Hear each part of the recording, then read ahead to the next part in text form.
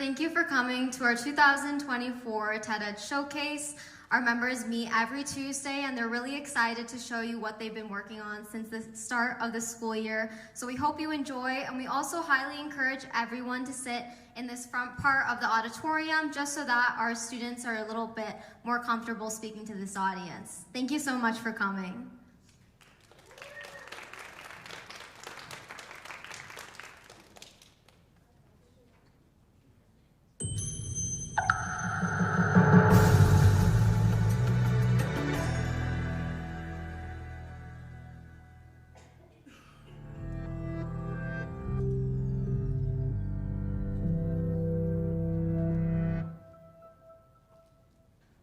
Hi there, I'm Kathleen Amandia. I'm a senior and this is my second year doing TED. Part of the reason I joined TED is because it lets me speak about all the weird things that I'm passionate about and share them with all of you. So today I'll be talking about the rat race of life and how you can escape it. I'm Ria and I joined TED to find and develop my voice. My goal is to encourage you to expand your horizons and see things from a new perspective. I hope you enjoy my talk on new perspectives. Hi, I'm Ava Watson. I'm a senior. This is my third year in TED Ed, and I'm going to be talking about the importance of why kids are growing up way too fast.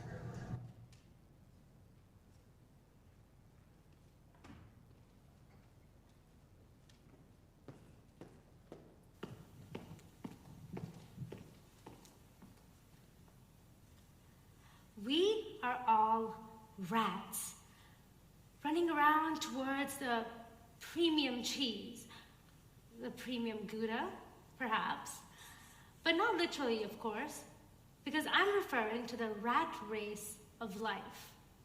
The Oxford Dictionary defines this rat race as a fiercely competitive way of living, mostly aimed at either getting money or wealth or power. Part of the reason that I'm talking about this is because I am faced with the prospect of becoming just another rat in this race. After high school, I plan to go in undergrad, and then med school, and then an internship, and then residency, and then a job, and then before I'll know it, I'll become just another rat in this race. And you may not think that this is one of you guys. However, plenty of people actually live in this way right now. Maybe it's that 2-hour-long commute from work back to home and vice versa, or staying on even on the weekends. Maybe it's simply doing hours and hours and hours of homework every single day with no breaks in between. You reach your goal drained and you aren't happy doing so. So, how do we escape this rat race? How do we come out of the cycle of this tedious way of living? Well, tip number 1, and this is going to sound like a cliche, of course, but take breaks and slow down. And I don't mean the Netflix sort of breaks or, oh, I'm gonna take a 2-hour nap after school today to chill out, although I am guilty of that. But I mean the breaks that make you feel like maybe today was just a little more different than it was yesterday. Treat yourself to a small donut or cook for just one person. And my personal favorite, read poetry. But enough of that. Tip number 2, take risks.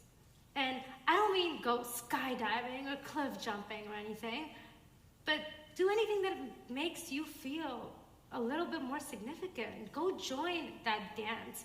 Go audition for the school play that you've so been wanting to since freshman year. And you were afraid because of what people might say. Do anything, because if nothing at all, it's going to leave you with no regrets and may give you the opportunity to break that tedious lifestyle. So, I'll leave you with this. Escape. Escape from the rat race and strive to make every single day just a little bit different than it was before. And who knows, maybe if you're lucky, you will be able to obtain the premium cheese. And for me, that's just a straight cheese from Whole Foods.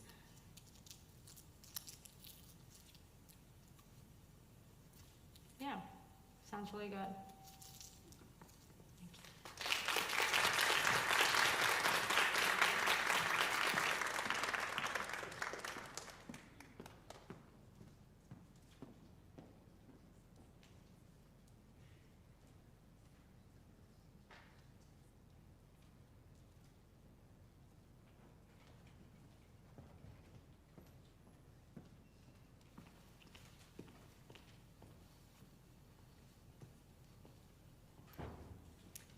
once spoke to a girl who told me that, as a follower of science, she didn't believe in miracles. I told her excitedly, "You are the miracle."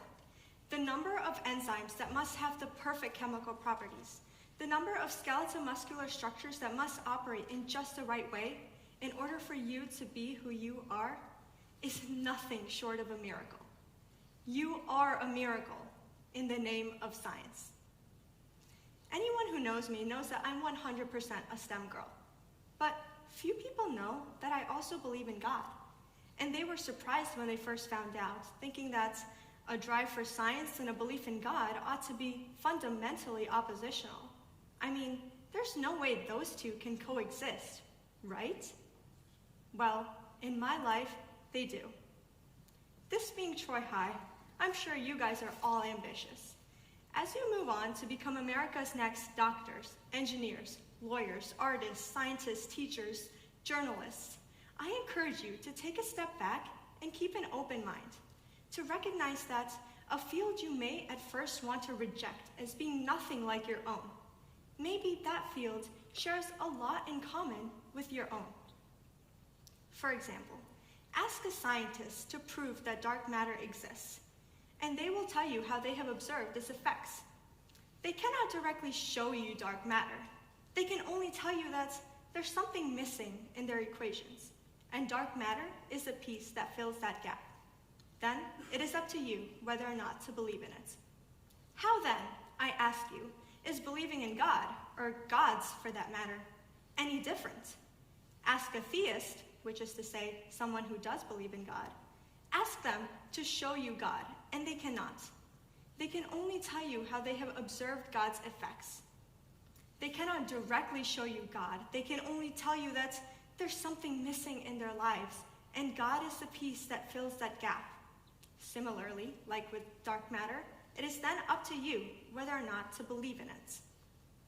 All that just to say, two fields that you may at first want to reject as being completely different may actually share a lot in common. And what's more than that, taking a step back to notice these similarities, to toy around with ideas and perspectives from this new field, may actually pave the way for innovation and discovery. But don't just take it from me. Take it from Srinivas Ramanujan, an Orthodox Hindu who discovered a formula for an infinite series of pi that is still widely found in many algorithms today. Ramanujan believed that many geometric identities and algebraic expressions were, and I quote, expressions of God. I'm not trying to force anyone to adopt any religion. I'm just trying to show you that there's value in opening up your mindset, in taking on new perspectives, to maybe pave the way for creativity, new ideas, new discoveries in your own field. So, as you go on to become America's next lawyers, doctors, engineers, artists, etc., I hope you keep this in mind. My mathematicians out there, I hope you take a step back to embrace the beauty in the art of your formulas and graphs. And to my musicians out there, I hope you take the time to step back and notice the science and the volume and pitch that come together to produce your beautiful works.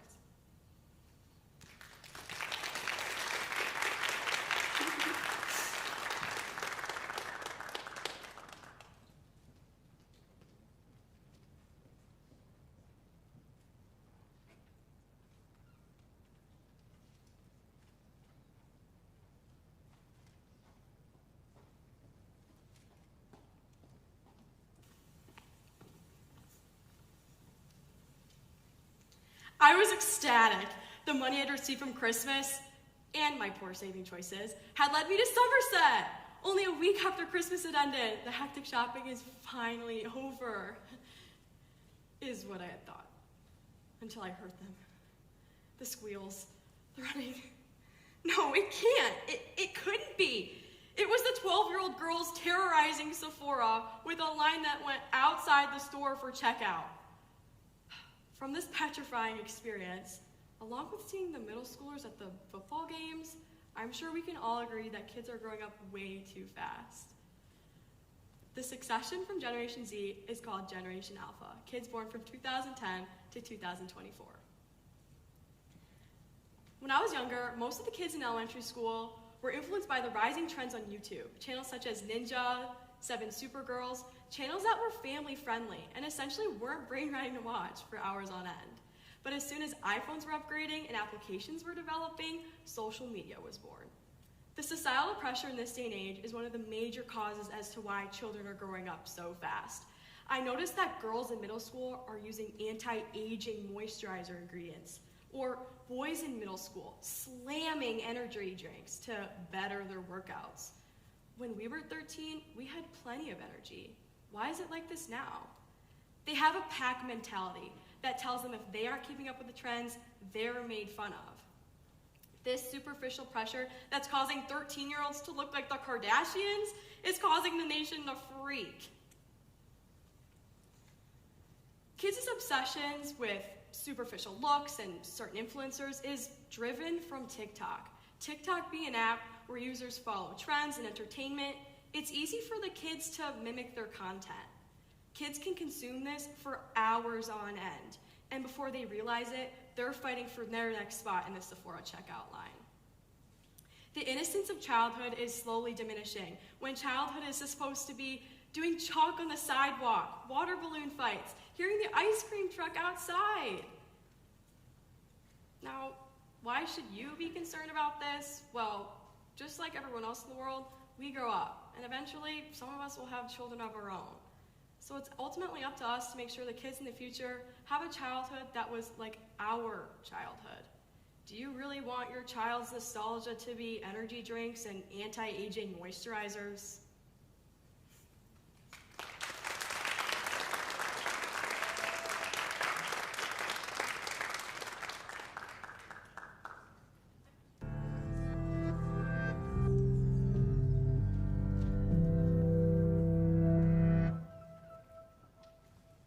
My name is Shofiq.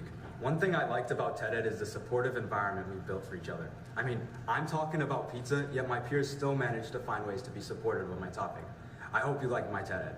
My name is Avi, and this is my first year in TED-Ed, which has been an amazing experience in public speaking. My topic is originality, which I thought was super relevant since as students we're expected to both create and consume a lot of media. My speech is called To Future You. My name is Sienna Richardson. I'm a junior, and this is my second year in TED-Ed. TED-Ed has not only transformed my speaking abilities, but also provided me with a supportive community of friends.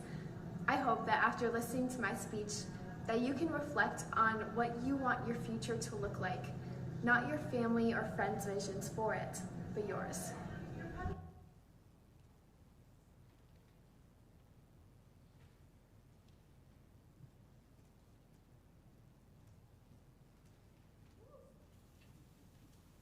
I'm pretty sure we all know what this is, or at least what's inside of it. A nice, delicious, pineapple pizza?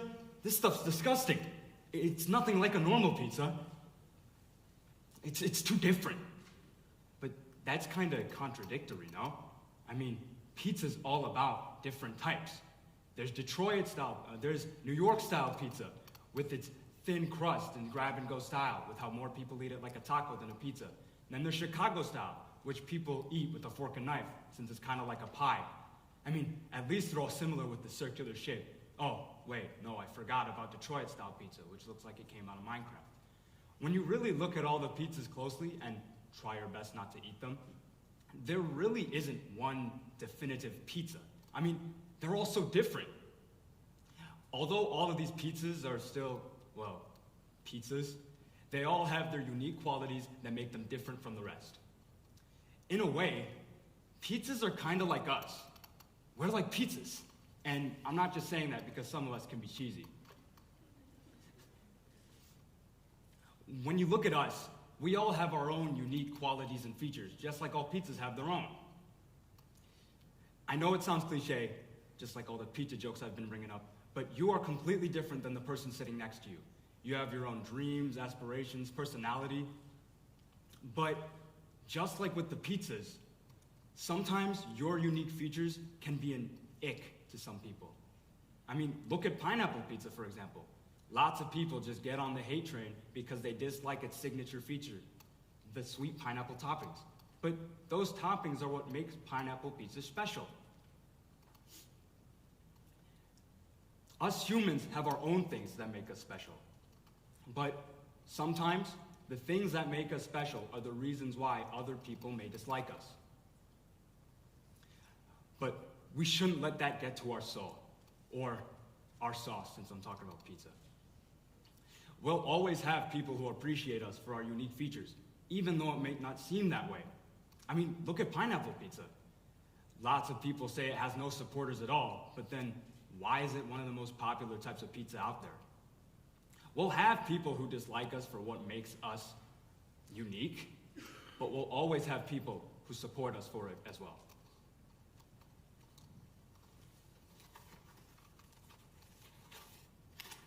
All this talk's just making me hungry, man.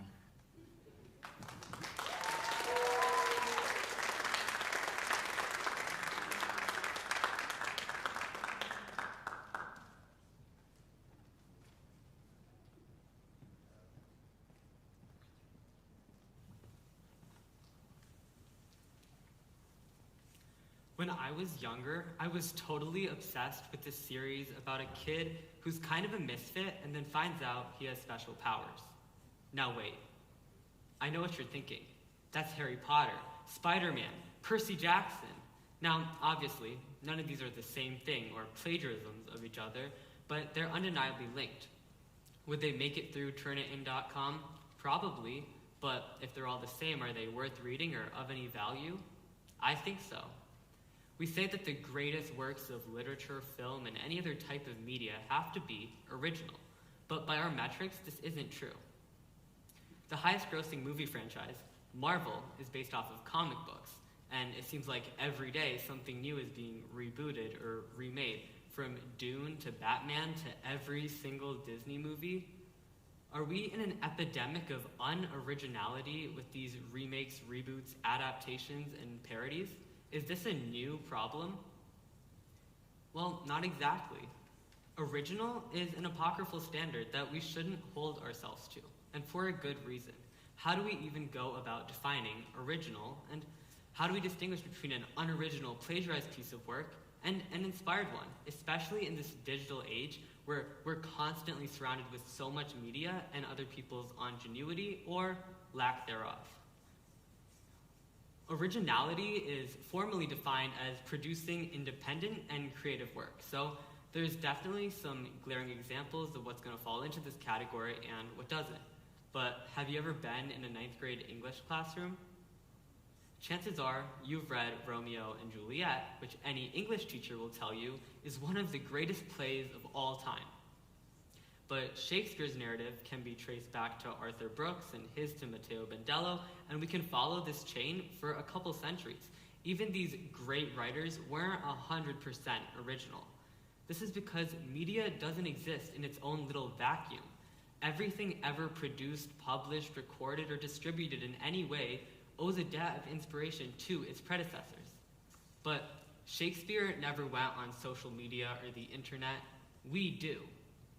We are constantly immersed in media and don't remember so much of it. This constant and unconscious flow of information is a constant influence, and we all find ourselves wondering, do I even have original thoughts anymore? What we forget is that a huge part of this digital age is reliant on us, the audience. We provide insight through our interactions, and from every dumb video we watch to every great take we hear, something fresh and ironically individual is born. This is our perspective. How we apply this defines a work. So, doesn't every new Batman movie offer a new perspective? And can we really equate, for example, Stan Lee and Rick Riordan based on a single archetype? We need to stop worrying and start creating from within, our worldviews, the myriad ways that we have been influenced. While I'm obviously not endorsing plagiarism, I don't think we need to prioritize this idea of perfect originality. Stop being scared that someone may have done it before and start actually expressing yourself.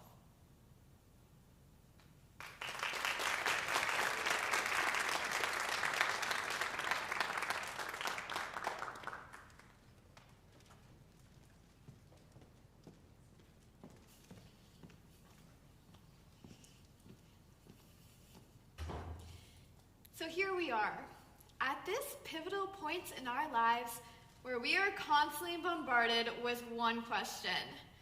What are you going to do with your life? Sounds familiar, right? But let me ask you something different today. Are you pursuing your passions, or are you walking the path others have laid for you? Imagine this. You are at a family gathering, and Aunt May asked that infamous question. You muster up the courage to say, I want to be a musician. And then comes the lecture. A musician? But what about being a doctor like your cousin? It's a stable career with a good income. As high schoolers, we often feel caught between what we love and what our family and friends expect from us. But let me tell you something important. It's okay to pursue your passions, even if it doesn't align with everyone else's expectations. Let me share a story. My friend Sarah was pressured into studying medicine because both her parents were doctors. But deep down, she had a burning passion for literature.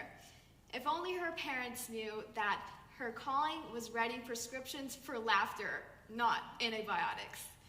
It wasn't until she took this leap of faith that she truly found fulfillment. Now, I'm not saying don't listen to your parents or ignore advice from family. Absolutely not. They want what's best for you, and their guidance is invaluable. But remember, it's just that, guidance.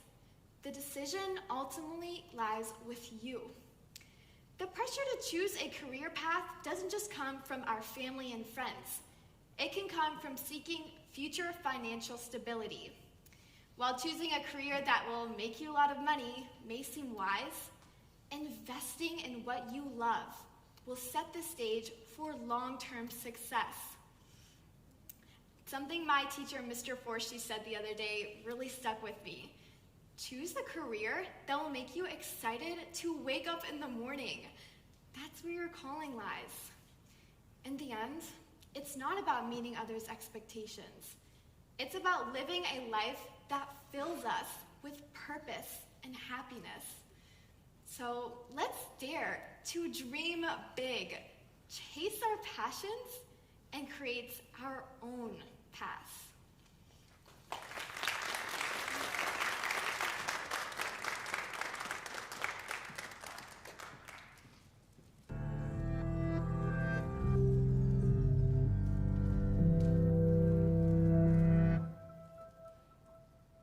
My name is Arthur, and I chose the topic of pessimism because I see so many of my fellow students pessimistic. Hi, my name is Arunima, and I'm a senior at Troy High. This is my first year in TED Ed, and I joined because it would allow me to speak about topics I love and share them with everyone. So tonight, I will be speaking about obsession versus indifference, and what really makes it up, and how you can make the best of yourself. Thank you. My name is Hadra Ahmed, and I've been in TED Ed since my freshman year. For me, TED Ed has always been a place to share interesting information and unique stories. This year, for my final TED Talk, I'll be talking about my experience with the flip phone.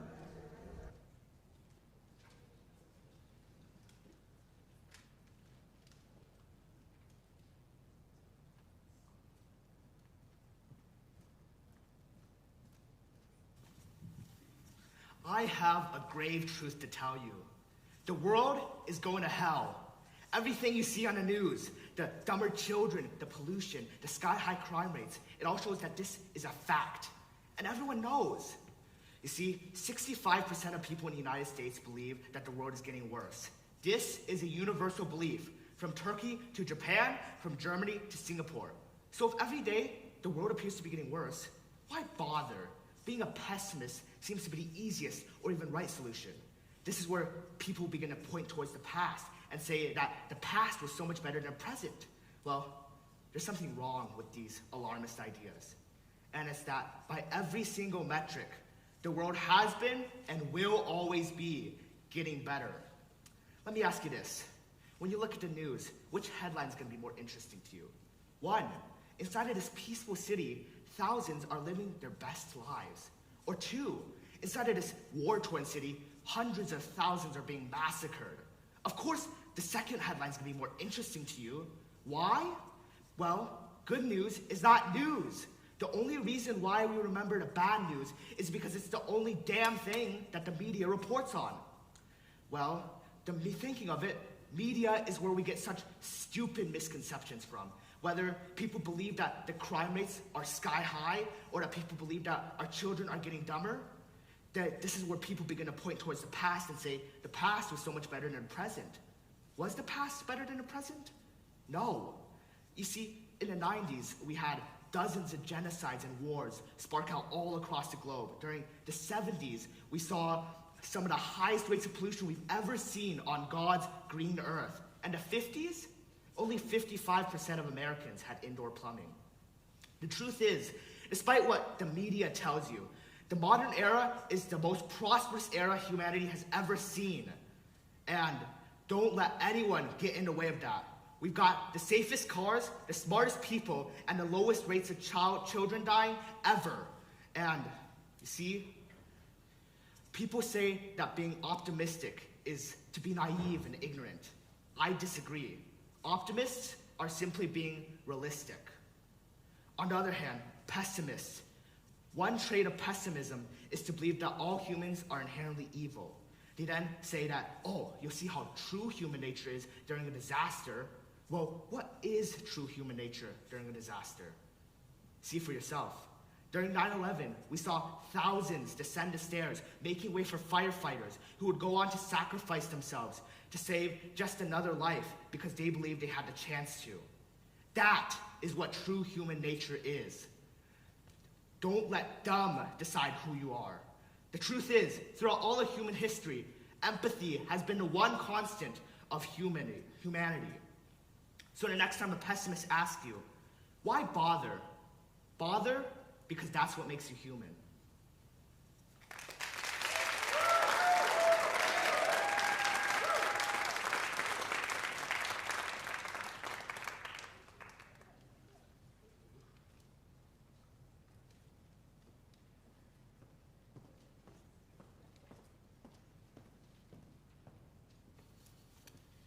So, what is motivation? Is it a dream, a driven passion? Is it ambition? Or is it simply just opportunity?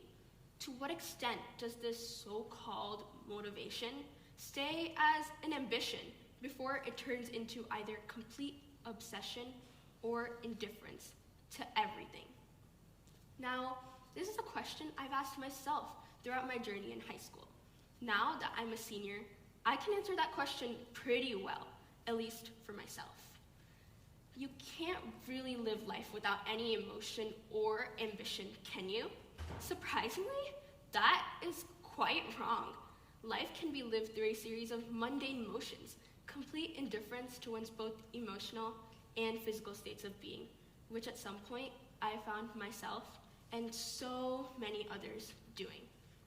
We're always so focused on what we need to do next, living in a constant frenzy of movement from one thing to another, that we just simply don't have the time to sit down and ask ourselves the important questions.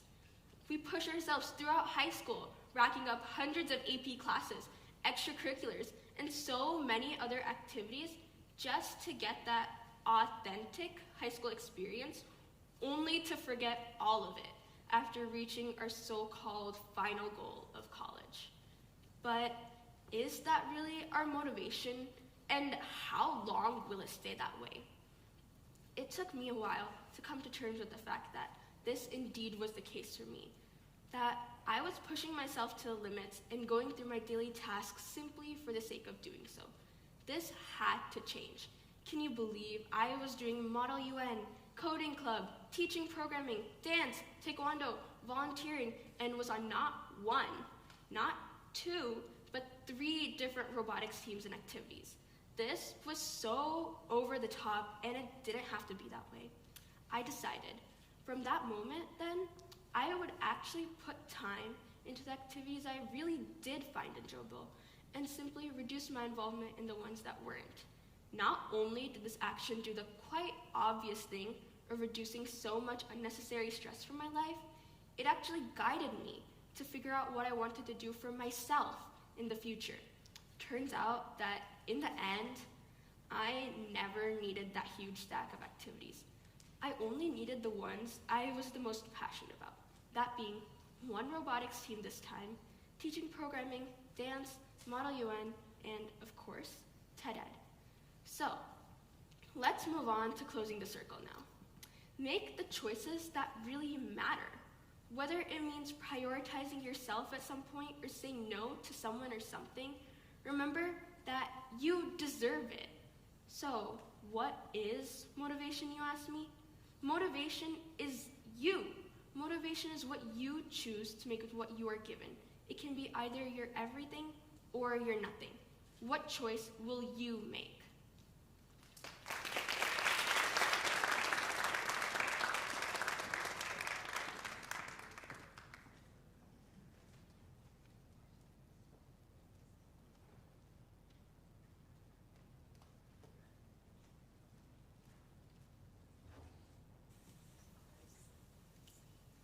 With 16 entire buttons, one back-facing camera, and a whopping 5 megabytes of storage, the Motorola Razr flip phone employs cutting-edge technology to talk, text, and well, that's pretty much it, but it was a game changer for teenagers in the early 2000s. So you can imagine how my world changed when I got my very first flip phone when I was just 17. With my screen time hitting all-time highs last year, I made the executive decision to replace my iPhone 11 with a plastic AT&T Jitterbug. So follow me on my journey of selfie discovery to find out what communication really means. And in the end, you can decide if your phone is better off flipped. When I decided to flip my phone, I was generally aware of my iPhone's negative side effects. I could see it in my shortened attention span and worsened sleep schedule. However, I never realized how differently I started to view communication until I got the flip phone. To put this in perspective, let's take a look at the first text I got with the new phone. It was a pretty simple message. Hey, could you send the summer school notes from today? I got a cold, unknown emoji. Eager at the opportunity to finally talk to someone, I flipped open the plastic brick and went straight to scanning the notes for my friend, before quickly realizing that my pictures could not be sent over text. Well, that's fine, I thought. I could just type up a quick summary. But with 9 buttons for all 26 letters of the alphabet, it would take me around 30 minutes to type up the paragraph that was expected from me. Again, I knew that my phone had become the center of my universe, but until I got the flip phone, I never understood how that shifted my point of view. With a couple taps, I used to be able to send a copy of my information to my friend without thinking much of it. That isn't how I want to talk to people. I want to say things and mean what I say. I want to listen and fully understand what my friends are going through. So I made an effort. Leaving my house with a can of soup and a copy of the notes, I made a connection, which made me think, why don't I do this more often? I have a license, I have a bike. Heck, I could even write a letter and probably have a better conversation. There was no excuse. Now, as a chronically online girl who found far too many loopholes during my punishment with the flip phone, I am in no place to berate you for using your phone a little too much. However, as someone who values friendships, I hope that once in a while, you can go that extra mile in communication, a little extra effort in connection. And maybe, just maybe, you can decide that you'll want to flip your phone too.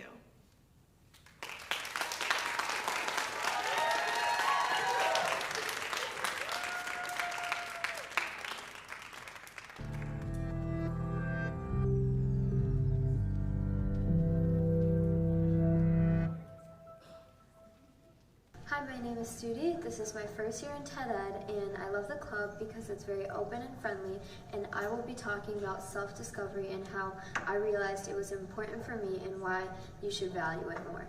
Hi, my name is Liam, and I love TED Ed because it helps me get better at public speaking, which I am personally bad at.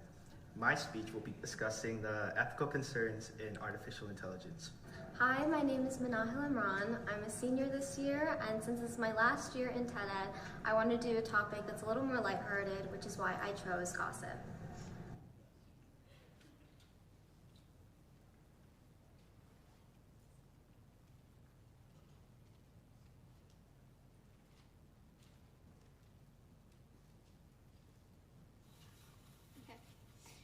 From our earliest days, society instills us to follow the rules and avoid mistakes. Yet, as we journey through life, we begin to realize that the script rarely unfolds as neatly as we once imagined. Growing up, I found comfort in conformity and adjusting to the paths laid out by others. But it was through a pivotal experience in my journey with Kathak, an ancient Indian classical dance, that I began to realize the power of creating my own course. As a young dancer, I thrived under the guidance of my instructors and the structure of choreographed routines. However, when faced with the challenge of advancing to the next level of my Kathak journey, I began to realize that the depths of my potential. Suddenly, I was tasked with creating my own performance without any external direction. It was daunting, but it forced me to confront my dependency on others and embrace the journey of self-discovery. The transition to independent choreography was far from smooth. I grappled with self-doubt, fear of failure, and the discomfort of stepping into the unknown. However, despite all these challenges, I refused to surrender. Instead, I dedicated myself to countless hours of solitary practice, hoping to find my own rhythm within the chaos. Through perseverance, I discovered the depths of my potential, and now I encourage you to find yours. Each failure can be a lesson, guiding us closer to the mastery of self-realization. By letting go of the need for external validation, you too can find the strength to overcome adversity and emerge stronger than ever before. Finally, we realize that we don't always have someone's hand to hold on to guide us or to tell us how to move. We cannot live our life for one another. We must branch out and explore. Let us branch out and explore. Life is not choreographed for you, but often a complicated routine with the path that we must dance through ourselves.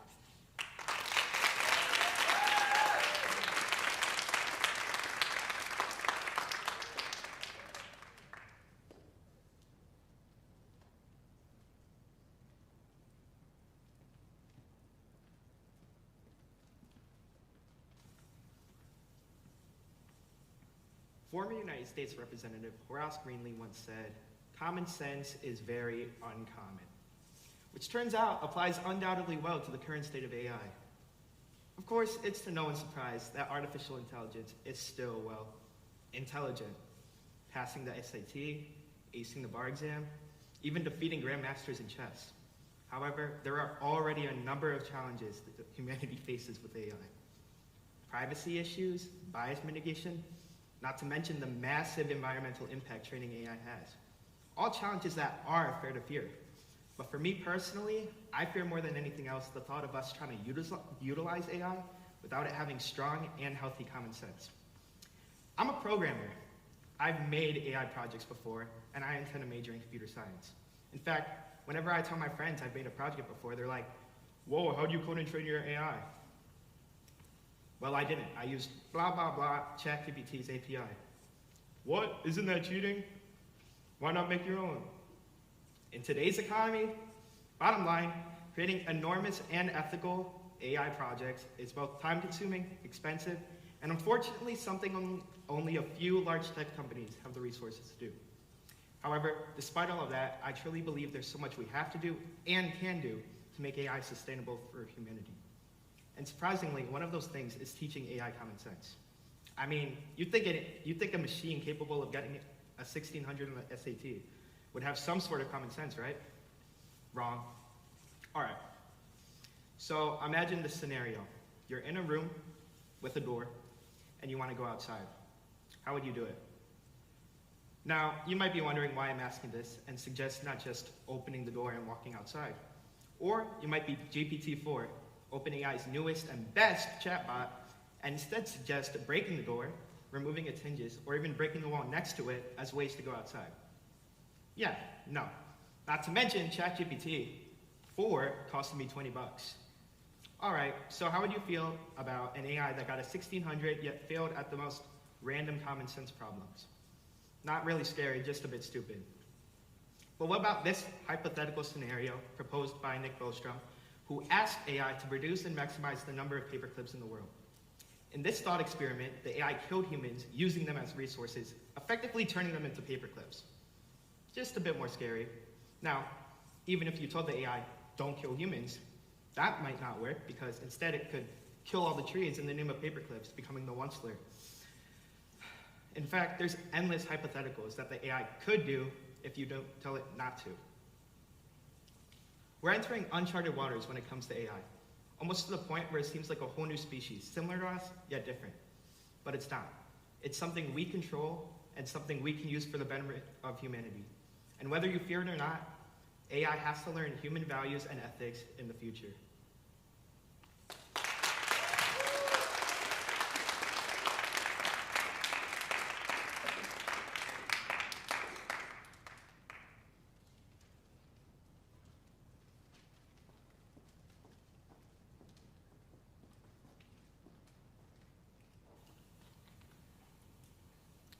When I go out at night, my mother is the one staying up, making sure I get home safe. And when I do get home, she goes through a routine set of motherly questions, such as, what did you eat? And did you have fun? But she always concludes it with a sly, pointed, final third question. Who did you gossip about? Was it about boys? Upon hearing this comment, I immediately roll my eyes, dismiss her comment, and snap back at her implication that my friends and I have nothing better to do than to talk about other people's lives. However, my mother's instinct is always right, so I will admit I gossip. My friends gossip, but so do all of you. And I'm not calling you backbiting, judgmental, untrustworthy people. Those ideas all stem from a common fundamental misunderstanding of what gossip actually is. According to Dr. Frank McAndrew, a psychologist at Knox College, gossip is a complex form of communication, referring to any talk about someone who isn't present. McAndrew believes that it is an evolutionary adaptation, arguing that in order to survive, it has become increasingly necessary to know about the lives of those around you. But regardless of its origin, it is inarguable that everyone gossips. But that word has become so deeply embedded in negative contexts that we automatically villainize those who admit to engaging in it. In reality, gossiping is a social skill that enables you to foster close relationships and provides an opportunity for social learning.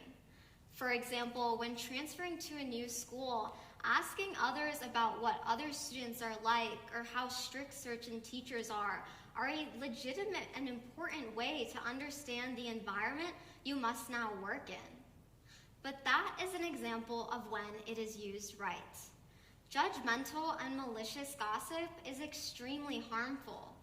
There's a difference between telling your friend that her crush has a bad attitude versus telling all your other friends about how awful and embarrassing her crush is. So, to prevent becoming into a gossip like Regina George, you must consider the impact of your words. Ask yourself, who am I sharing information with, and what are the consequences of talking to them? Am I betraying anyone by talking to this specific person? Additionally, you must ask yourself why you are gossiping in the first place. Gossip can be a cathartic outlet for frustration, a warning for someone you care about, or the means to gain information. But when it is used for personal gain or to slander another's character, that is not only extremely harmful for everyone involved, but speaks so poorly about yourself. I am not perfect, but I always try and challenge myself to be responsible and truthful when I share information. So I encourage all of you, whether teen or adult, to do so as well. Thank you.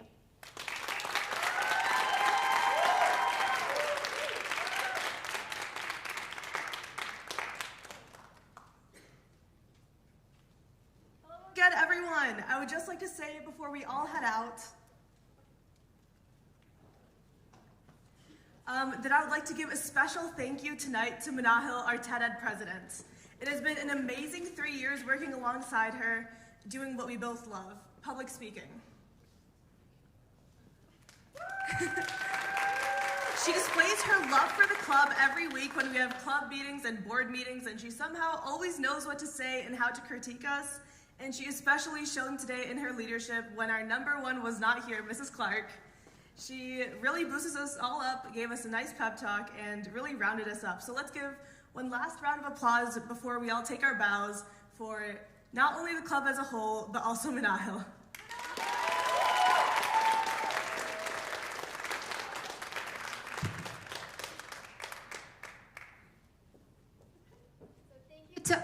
Thank you to all of you for coming. I also wanted to give a big shout out to our other two board members, Hadra and Sienna. They have also put in just the same amount of work as I have. And a big shout out to Miss Clark, who unfortunately couldn't be here tonight, but she has been the driving force of this club since it was founded back in 2018. And we appreciate all that she does. And we appreciate all of your support and coming out tonight. So thank you once again.